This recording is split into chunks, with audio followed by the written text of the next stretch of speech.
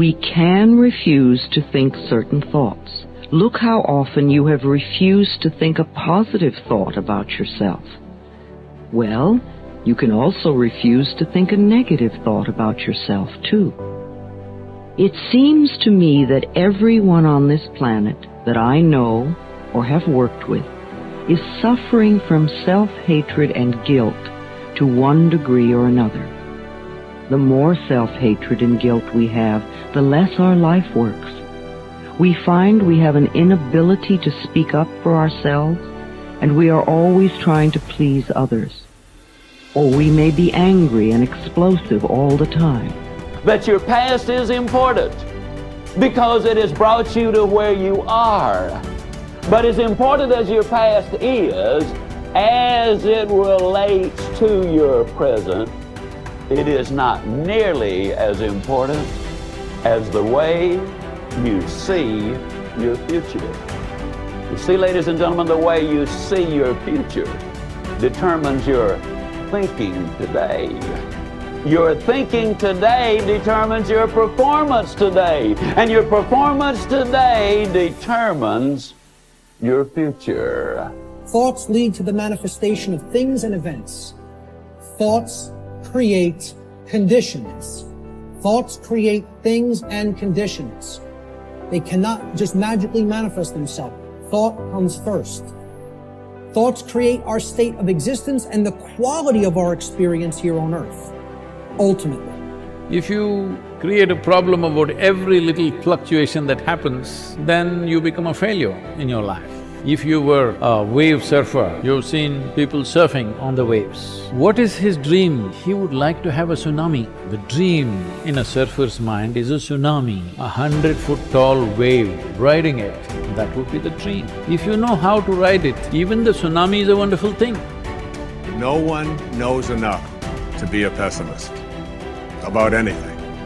And that each and every one of us, when we close our mind to what is possible for us or what is possible for humanity, closes off the genius that resides and lives in each and every one of us. Having an open mind doesn't necessarily mean finding fault with all of the things that you've been taught by others.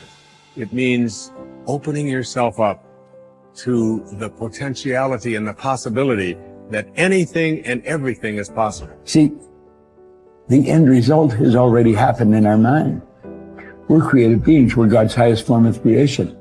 We can create in our consciousness the kind of person we want to be, and then be that person. We must translate vision into being. So we don't just visualize it, we be it.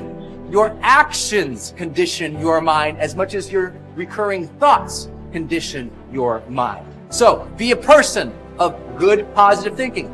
Be a person of good, positive action. And suddenly one day you'll wake up and you're like, I just feel amazing. I feel extraordinary. I feel positive. And that's what it feels like to live the charged life.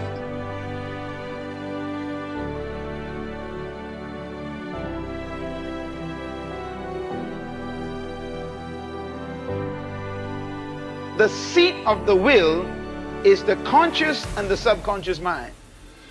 That's where the will lives. It lives in the heart. Your heart is your subconscious mind, and your subconscious mind is the seat of control for your life. Then you got two minds, in case you don't know. You got a conscious mind and a subconscious mind. Sub means below. So you got a mind that is always conscious, but then you got a mind beneath that that is not always conscious, but it's deeper and more important than your conscious mind. And your conscious mind feeds your subconscious mind information. And the more your conscious mind hears something, it feeds it to the subconscious mind. That is why repetition is dangerous. Repetition constantly goes to your conscious mind. But the more your conscious mind hears something, it begins to deposit it, or can I use the technical term, it downloads it to your subconscious mind. Now, you are safe as long as something is in your conscious mind. You're still safe. Because you can forget what's in your conscious mind. But the key is to get it to your subconscious mind. Once it gets there, then you are in trouble. Why? Because the mind is the center of thought and it holds the key to life. Now when I use the word mind, another statement to write down, as a man thinketh, so is he. We all know that. But please quote it properly. As a man thinketh where?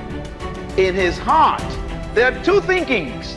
There's a think and there's a heart think. Now the word heart here is a Hebrew word referring to the subconscious mind. That's the one below. Solomon says, you are whatever is in your subconscious mind. Your subconscious mind is your heart. Your subconscious mind is your heart. Your subconscious mind is your heart. Whoever controls your heart controls your life.